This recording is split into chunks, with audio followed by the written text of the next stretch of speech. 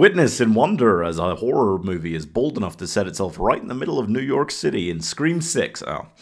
I mean, as a horror movie is bold enough to set itself in a tenement building filled with people and an invading evil kills most of the tenements off, and then a parental figure helps a young child fight against the evil. In Evil Dead Rise. God damn it, that was so specific. It's all my fault. We have to deal with this together. What the?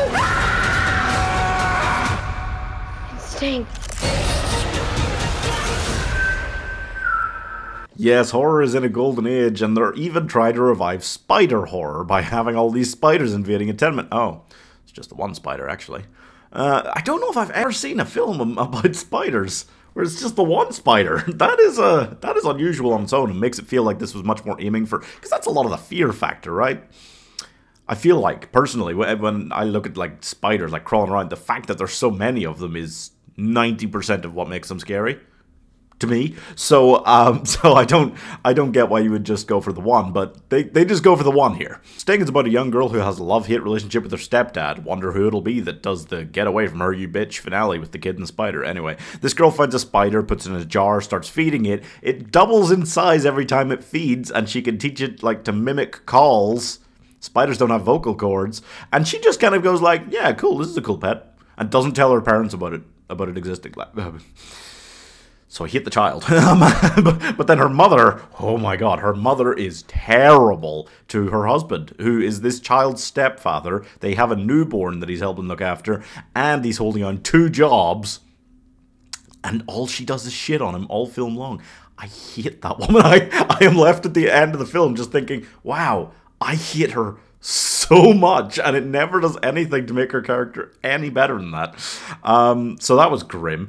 And the whole family dynamic, which is a huge focus of the film. Family melodrama, we spend a lot of the time on it. I mean, there's a lot of other characters in the building, but it gives them, like, very minimal time. It's all about this family, and I don't like their family dynamic, like, at all. This is a fun sort of film. It takes a lot of elements from other places. I do feel like it spends an awful lot of runtime just calling the main character weak and shitty so that we can set up the finale, because there's never any evidence that he's weak or shitty in any way. It just kind of, yeah, every time his wife gets, like, just gives off to him, which is all she does in the film. That's her only role as a character, about something that he's done wrong, which is generally her or her daughter's fault, or, like, I lose it a little bit with him. And if this had been the kind of horror film where he, like, goes insane near the end and tries to kill his family, I kind of would have been on his side about it. Like, it generally does most of the spidery things pretty well, although the twist that it's actually an alien monster spider, not just a spider, is funny, because the American brain just can't handle the idea of, like, a normal day in Australia. But neither can I. That place is a hellhole. So I get it. It can be annoying, I think, when your horror film is set in a confined space with a group of characters you find mostly annoying. But it works relatively well, and it does come through quite strongly for the finale, which is why it gets away with some of that. There are far too many animal murders, I gotta say, over, like, human murders of the characters we find annoying, which are much more satisfying, but it's fine. It's not scary, particularly, apart from 1 or 2 moments, unless you have arachnophobia, I guess.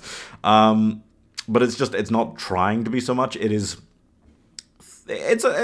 more of a thriller, and it's kind of got that, like, creepy atmosphere style over, like, being outright horror at almost any point. My only other complaint is that there are multiple people in this building who are hyped at the idea of a spider that doubles in size this quickly. Just asking for it, but there are a few things that I do really enjoy about this. For instance, it never leaves the building. That isolated sense of atmosphere and working within the lower budget is really good at doing that. And it was set during a snowstorm, which I liked, but it makes it feel like a cozy kind of film doing that. And it's not set at Christmas. And there's no reason for it not to be set at Christmas. It's a family melodrama type of film. Broken family trying to mend themselves. It's perfectly set up to be set at Christmas. They should have done that. That's my only other irritation. I think it is fairly enjoyable. It moves quickly. It doesn't lose much on rewatch, though I'm not really likely to rewatch it that many more times. It is aiming, it feels like, more for a kind of B-movie horror cult classic like status, but it's not really going to be a cult classic either. It's not weird enough. So I'm giving, she named it Sting after Bilbo Baggins' sword when Shelob was right there, 3 stars. I feel like this is a little bit worse than I'm maybe giving it credit for, but I like the style. I just, the kind of isolated building, like they're in the middle of the city, but it doesn't feel like it's in the middle of the city. There was something about the style I found really charming and interesting and different, even though it's mostly made up of elements of stuff we've seen before.